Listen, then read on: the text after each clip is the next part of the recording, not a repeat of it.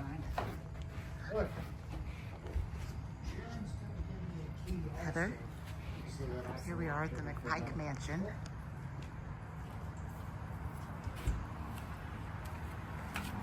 Here we come. Watch out for that one. Richard Petty. Sorry, I'll try not to run you over again. I didn't even see you. I didn't even see you coming. I had my back there. I forgot to put my car in park and I started rolling up. Oh no. I looked up the first one driving home. Holly, there's 2 thrones left for us.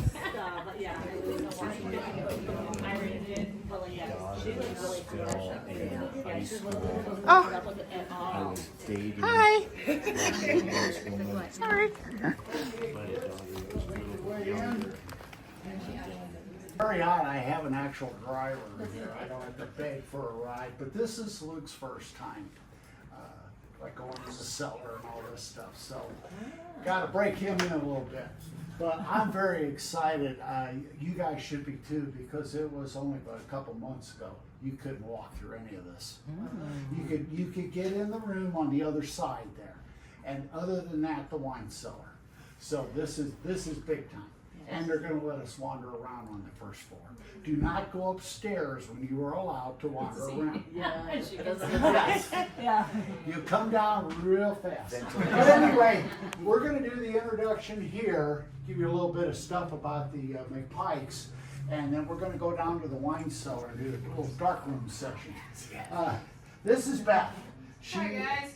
She was Sharon and George Lucky own the place, and Beth is their right-hand person, or good old Friday, whatever. So Sharon won't be here, I don't think at all, because she's... Oh no, she's on her way over to do the presentation. Oh, okay, George, her husband George is sick, unfortunately. Yeah, it's like... It's Parkinson's. Parkinson's, So it's yeah, just a bad night, that's all. And so, yeah, they're having a very bad time. But Sharon will be over here. She'll tell you. It's funny. I first saw this place on cable access back in the 1990s, when Sharon bought this place. And then they did kind of a Halloween show kind of thing. And what was cool about the show, they showed a cloud, would you call it? A mist. Around a mist? Yeah, it's a mist. And it kind of held together, but then changed shapes in a way. Oh, I saw that one. It moved from room to room as if there was an intelligence there. It was Renee Cruz was here. Yeah, it was. Yeah, so it was really cool. Unfortunately, I haven't seen that all the times I've been coming here.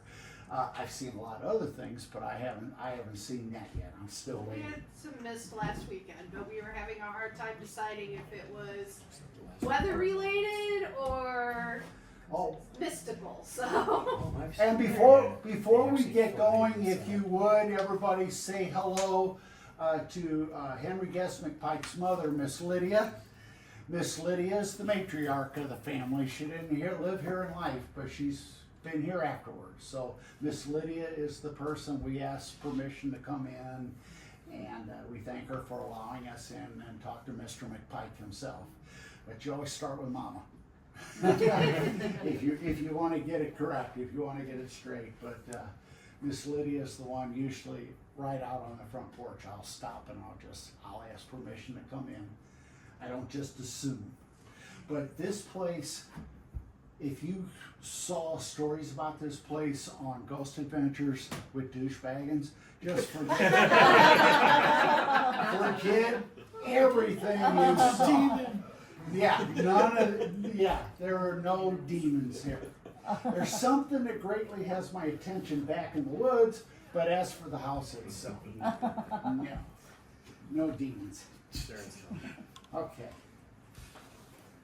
I'll let Sharon do this because she'll do it properly. You're going to get a good chunk of history here and pictures and stuff people you might be looking for. Both them when Can you she's see done, the and I will screen? take you all down to the wine cellar. No, I'll do a not bit of a really. darkroom session. Second pictures. Oh, Sharon also said, leave your phones on, turn your ringers off, Maybe come so on that that we're red not chair. interrupting each other. But if you want to use one of your I'll be apps, okay. one of your devices, keep the sound down. But if you want to let that run while we're doing the presentation here, hey, have at it. Right? Right. Come on in. All right.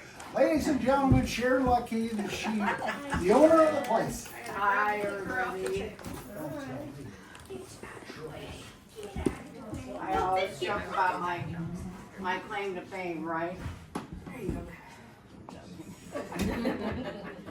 Okay, so just to, I know it's warm, but it's better than being outside in the rain. So we're just a brief thing on how we bought McPike Mansion.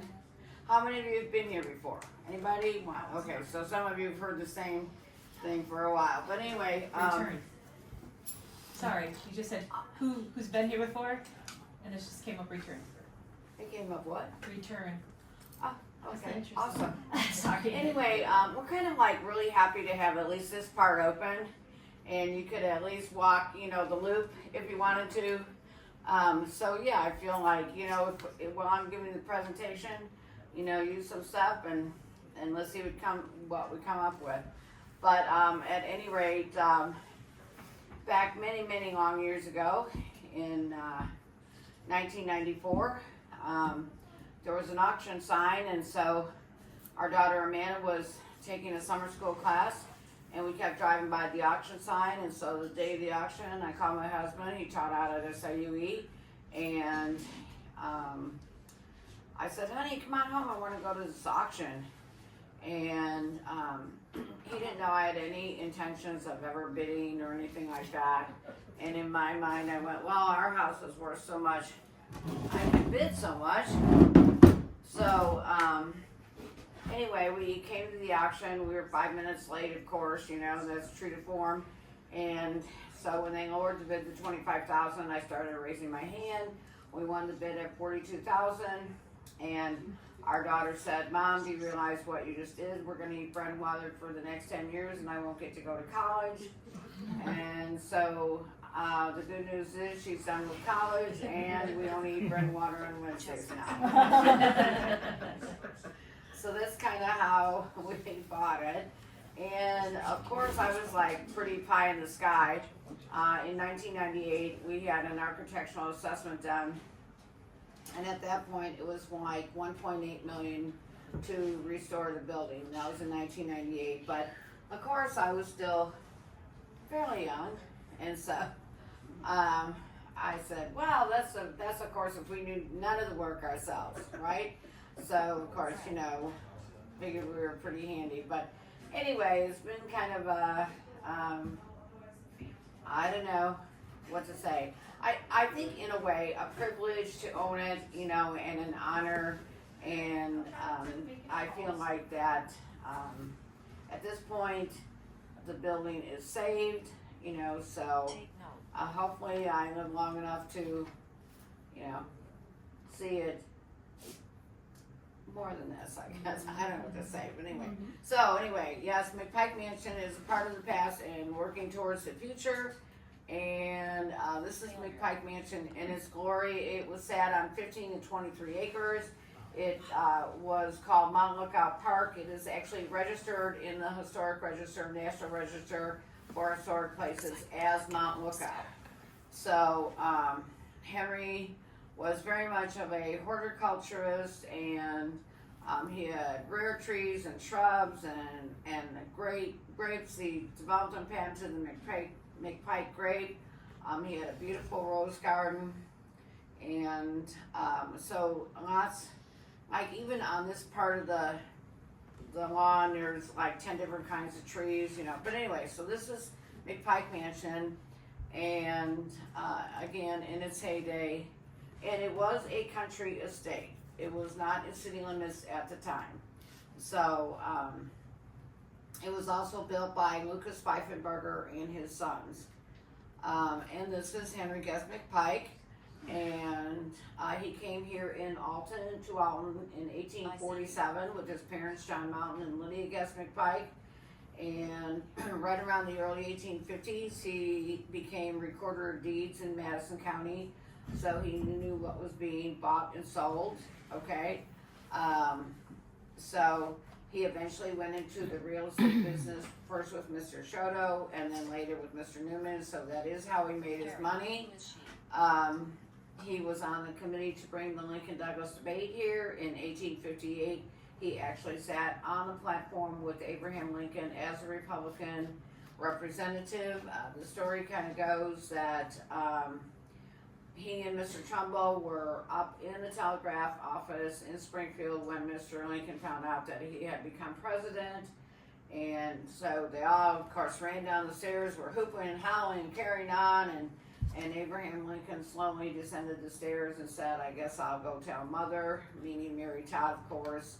I don't know how many of you know this, but Abraham Lincoln did have a premonition that if he was elected president, that he would die in office. So, at any rate, so Henry also was a charter member of the Horticultural Society in the state of Illinois, and he developed and patented the McPike grape, which was sold throughout the United States. It's still in his repository in Davis, California.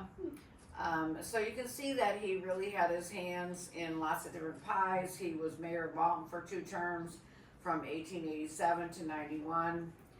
He and his son were inventors also of machines to help make corrugated boxes, so they actually started the McPike Paper Company right around the turn of the century there. So again, very entrepreneurial person, a very, very good businessman, really, he was.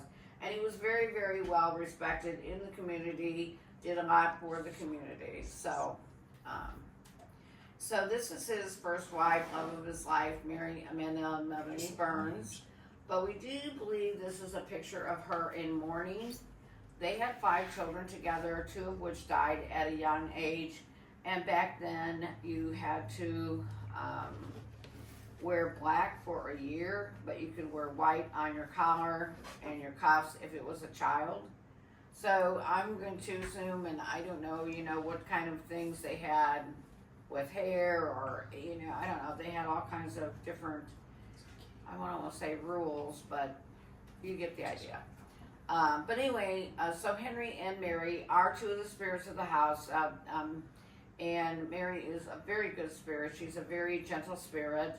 And Henry, of course, is one of the spirits of the house. And the next person I'm going to introduce is Lydia, because she is reminding me to introduce her. And so she kind of hangs out right here. But Lydia is Henry's mom. And she is like the matriarch of the family. And she is very protective of her family. She's a good spirit. She, just is very protective of her family. And I do not have a picture of her.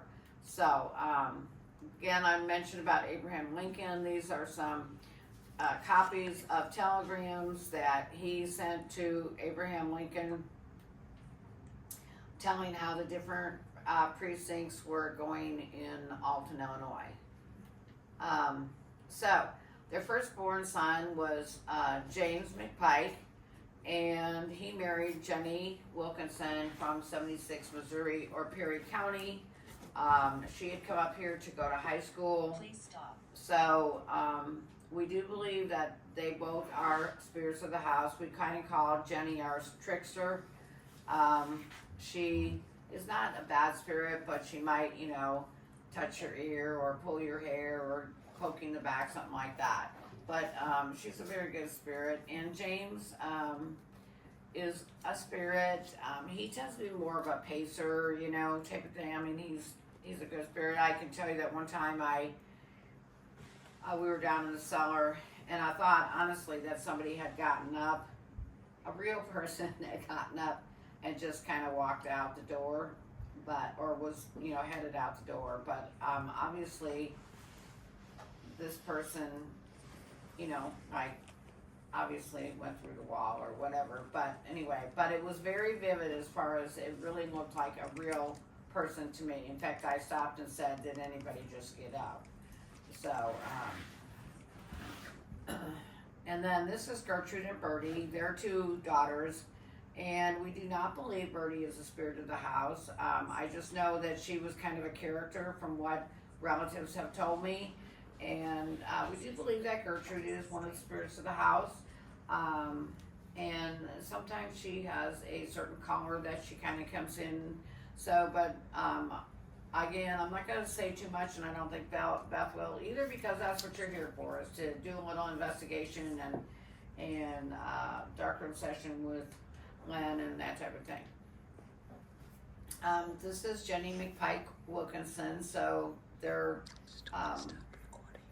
their second child, and so Jenny McPike married the Jenny Wilkinson's brother, so and I don't know too much about Jenny. I think maybe they had one child together, but I really don't know a lot about her. And we do not believe that she is one of the spirits of the house. We don't. So, you know, if that comes up for you, you can check it out or ask or whatever. Their third child was actually Alice, and she died at the young age of like between 14 and 18 months, according to the cemetery record. She died of TB, which I'm assuming back then they did put laudanum on their teeth, so I'm assuming that that was kind of an accidental death. You know, because it did say in the cemetery records that she died of teething. That's what it said. So, and then their fourth child was John Haley McPike, and actually, because James, their firstborn, died in 1880 of typhoid fever, the house actually went to John Haley. And he really was not the same businessman that his dad was. There are newspaper articles talking about, you know, things that were happening between he and the city and that type of thing. The biggest rumor is that that he lost the house and the property in a poker game. Now, I think that's because he owed somebody a bunch of money. I mean, if I would put two and two together from articles we've read and things like that, that would be my guess. And so he actually did live here, though, for about 20 years. So we have Henry from 1870, let's say, to 1910. So he lived here 40 years. Then John Haley did actually live here for about another 20 years, and then, like I said, he lost the house and the property. Paul Waschinger did try to help him, you know, had some contract for deed things. He defaulted on those contracts. So then Paul and Shuggy Waschinger lived here for about another 20 years, and they were the last people to live in the house, actually. And I will show you a picture of them shortly. Again, this is Henry Guest McPike. Mary, his first wife, died in, I'm sorry, I forgot to say that their fifth child was Robert Samuel, who died as an infant. And so Mary died actually about 9 months later after that. And it does say of heart condition is what it says. So she died in 1867. So in 1869, he remarried, and he married Nanny Louise Lyons. And she was from Fort Russell Township, which is Bethalto, which is not very far from here. And however, they had one son together, but this marriage did not last a long time. This is their son, Eugene McPike. It only lasted about 9 years. And she actually divorced Henry for fault and misconduct, whatever that means. But we did do a lot of research and stuff. And however, we do know also that Henry and Eugene kept in contact, you know, as he got older, and did a lot of work on the genealogy of the family, actually. So he did keep in contact with him. This is Helen and Elizabeth and Eugene. And we do know that Elizabeth married a Mr. Brown, moved out to California. Actually, Eugene actually went out to California at some point. Also, there are still relatives living out there they have visited. They actually live in their grandma Elizabeth's house. So, at any rate, and then Henry's third wife was Eleanor, or Nellie. It's cold. And, excuse me. So Nellie, and she was quite a bit younger than Henry, and so therefore They only had one child together, Mo and McPike, who I do not have a picture of. However, we do know that Moreland participated in whistling contests. Okay. But at any rate, Henry did, of course, pass away before Eleanor or Nellie. And so that was in 1910.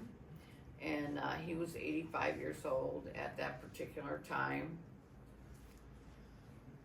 And so kind of what happened there was he had gone down to Florida for the winter and had extended over to Cuba, came back, was seen around town in the spring of the year, like in April, and it says he passed away of a cold. Now I'm gonna guess probably pneumonia, really, in April around here, I don't know how many are you from here, but it's damp, it's wet, okay. So, alright, and so then this is John Mountain. And his dad actually did die in the house. That was in the newspaper, I'm sure, of old age. His mother-in-law, Mary's mom, Eliza, died in the house actually in 1873. His dad was 1876. I'm assuming that's of old age because it was in the newspaper. Okay. His brother, William, had the McPike Drug Company in Kansas City for many years, and Edmund McPike settled out in California.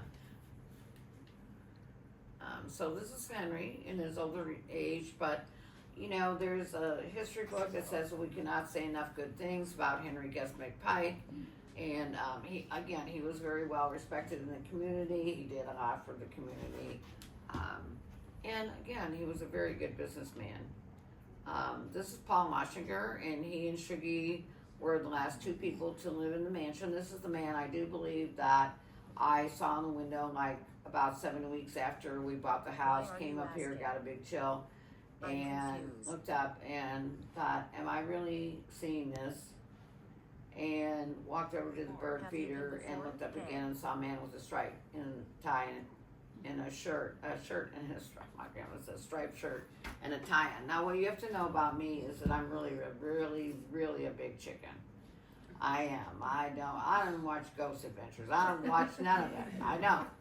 So, and I didn't know it was haunted when I bought it. So, and I wasn't excited about that when I found out. So, and so, no, I don't deal with, anything like nothing scary now. So when they come for interviews and they want me to say something scary, I'm like, no, I'm like that. So anyway, so he and Shuggy were the last two people. Paul Oshinger died late 40s, early 50s. Shuggy sold the house for $9,500 in 1954.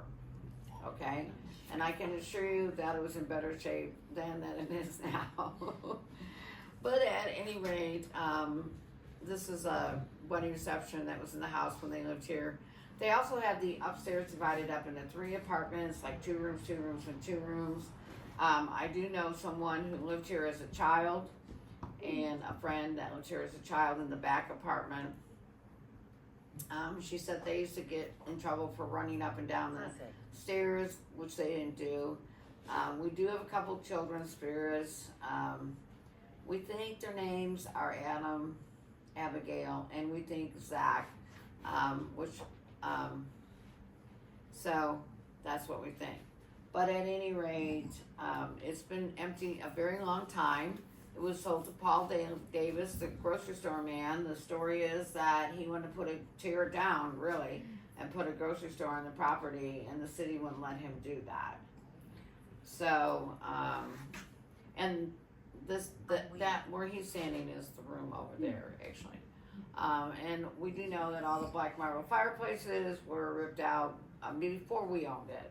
Like in the 70s, people just came in and took stuff. So,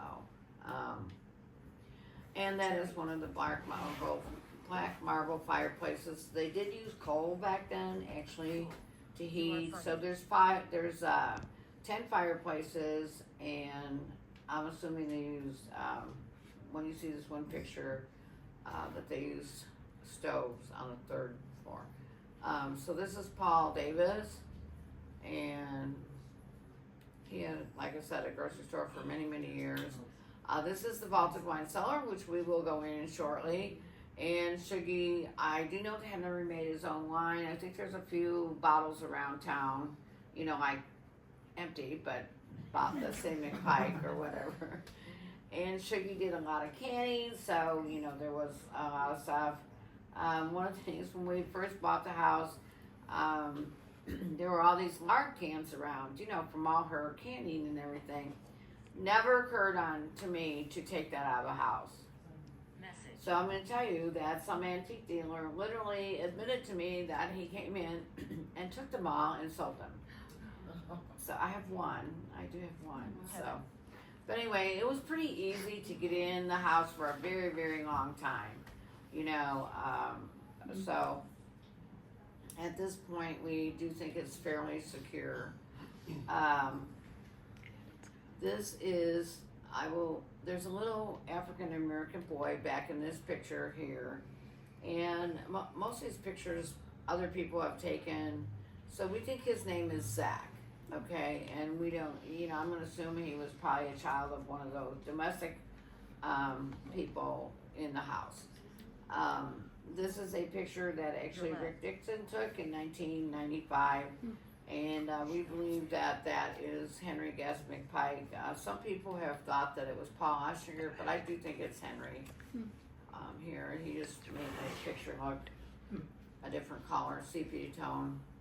And so in this picture here, I think that's the flash, but you can see all these other balls of light around. And my friend Flo, who was a psychic, she's passed on. She came to this house many times. She said that this was a child. So this is the back stairs, actually. So none of the stairs were ever affected. You know, they didn't have water damage or anything like that. So we were very fortunate that way. And so in this picture here, you can see there's someone in this window. You can also see how bad the porch looked. But, and so, yeah. I think that's a man, actually. And in this picture here, this is actually Renee Cruz, if anybody knows Renee. What'd I do? Okay, I don't know. I'm really not technologically very good. But anyway, so obviously there's nothing in this picture, and so we actually asked if there was a bird to want to join the picture to please do so. So, and this was their camera, some visitors, so that showed up there. And then this is a picture of my friend Flo, who was definitely a psychic. And so again, you see, oops, sorry about that. I gotta go back here. There is nothing in this picture, and then this mist showed up here. Flo was quite a character. Well, I'll say that. And, but she could, you know, she told me a lot of things about the spirits of the house. In this picture here, there is a lady. So I'll kind of go on to the next one so you can see that. You can see her sitting in the window here. And you can also see how bad the porch was here. So, again, do I know, you know, again, there were other people that lived in this house besides, you know, the McPikes, so I don't know all the answers. So in this picture here, this was sent to me. There was a lady on the lawn here. Now they think that it was his second wife, Nanny. So you can kind of see her here, like right here. And then there's a blue orb over here. So that was sent to me. In this picture here, you can see there's nothing. And I was with Renee when she took this one, and like 10 seconds later, there was this big field of energy, you know, and again, you can see kind of how bad the house was, really.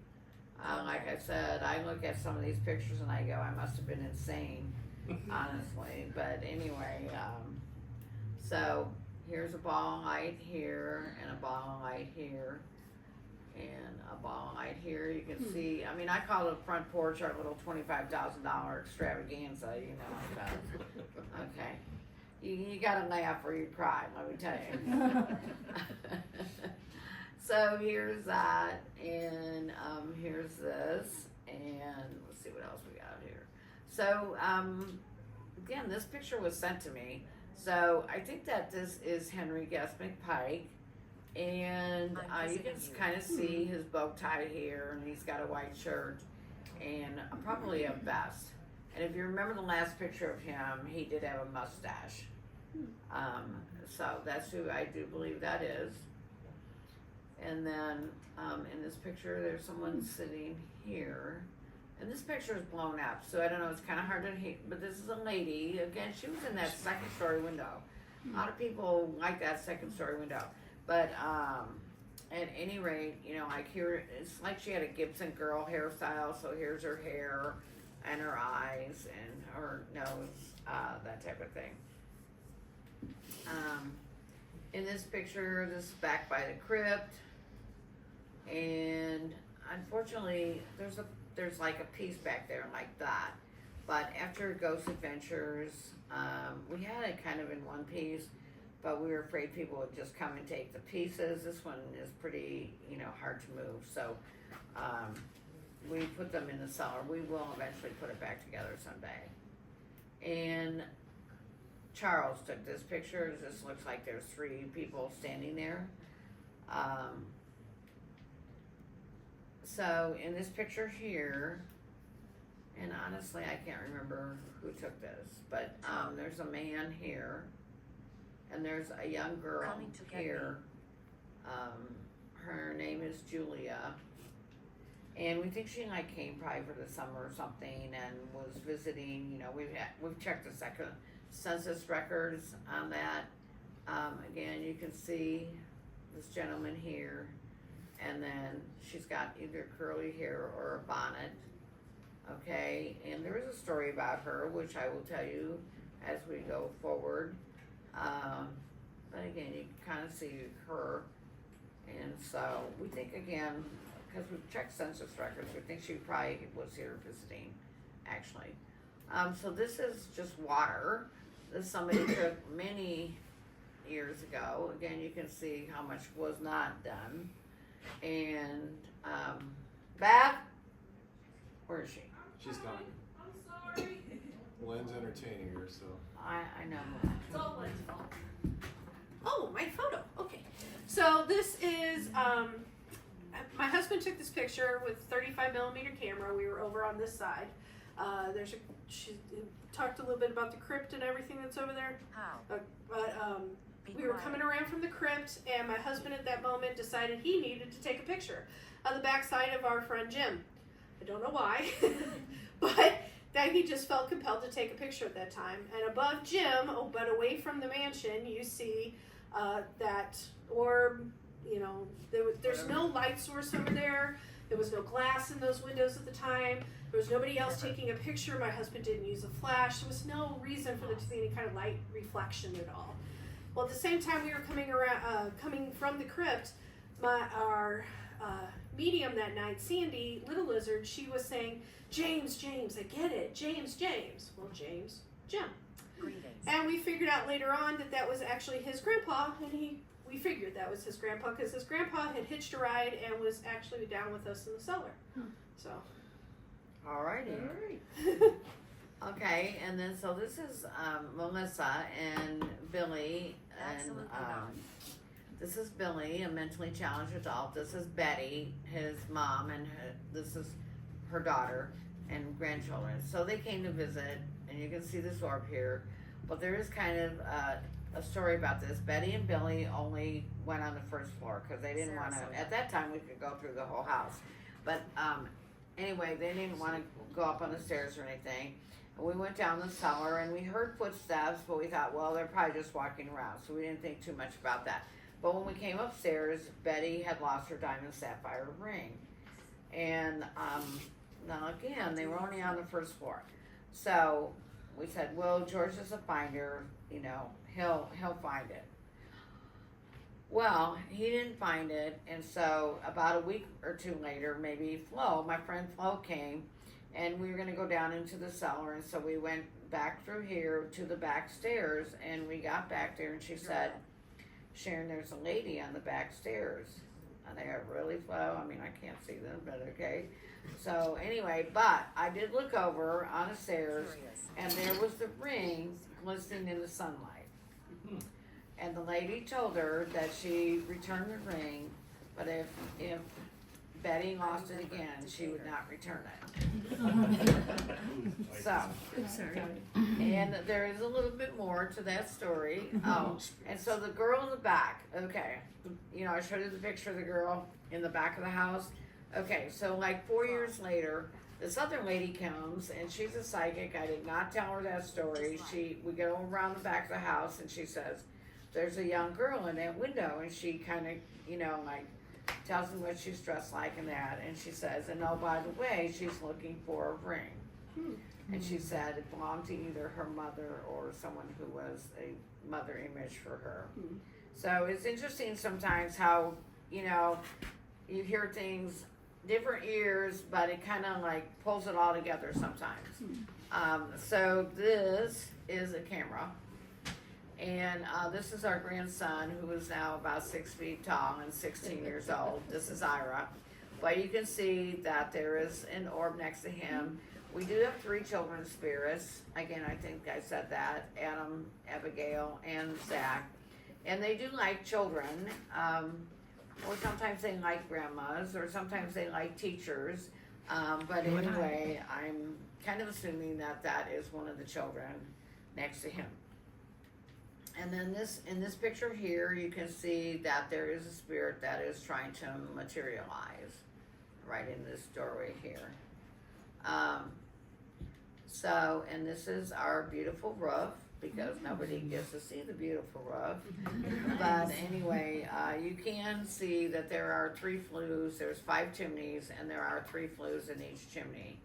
So again, I'm assuming that on the 3rd floor, they probably, you know, used, stoves, actually. And the 3rd floor is 11-foot ceilings. These are 12-foot ceilings on the 1st and 2nd floor. Just a little, nothing information. There are 55 windows, which George, myself, Eric, and Claire all restored. Took us a little while, but we did get it done. But anyway, it's been definitely a challenge. For the roof, for this beautiful roof, we had 1 roofer, and George and I were young. I think I was 54 and he was 59. So the way we got the shingles up there was George would make 20 to 25 trips a day, carrying a half a bundle of shingles up to the 3rd floor. And when we had to get them out on the roof, Dennis had built this really sturdy ladder. So George handed to Dennis on the ladder. Dennis handed to me. I was out on the roof, and I threw him out on the roof. So that's how we got all the shingles out there. So I wasn't afraid then. I wouldn't do that now, but anyway, I wasn't, you know. So all right, so that's the roof, and I do always say that the nicest thing about owning McPike Mansion is meeting all the nice people like yourselves. Okay, and so yeah, I've met people from different countries all over the United States, and I don't know who came the farthest tonight, but we'll figure that out, right? Who did come the farthest tonight? Florida. Florida? Florida? Anybody else? Anybody further than Florida? Or what are some other states? Yeah. Tennessee. Tennessee? Okay. Okay. Minnesota. Minnesota, that's pretty far away. I would say that's a pretty good. John? Okay, well, the people who came the farthest, you can see Beth later, and she'll give you a little extra little thing. And Something. I'm gonna give Lynn some postcards or something for you guys, and I will, you know, so I don't know how many people are here, but we'll give you each a postcard, okay? All right, so Beth is gonna talk, and I probably am not, usually I go down in the cellar, but my husband is not feeling good, and so I don't really have anybody over with him. You know, he's in bed, but so I just want to say thank you all for coming. Thank you for your donation to McPike Mansion. I also want to say that if you want to come here during the day and just take pictures or whatever, you're welcome to do that. I don't need to be here. You know, you can just pull in the driveway and do that, you know, so I want to say that, okay? And so thank you very much. I'm going to go find those postcards. Okay. All right.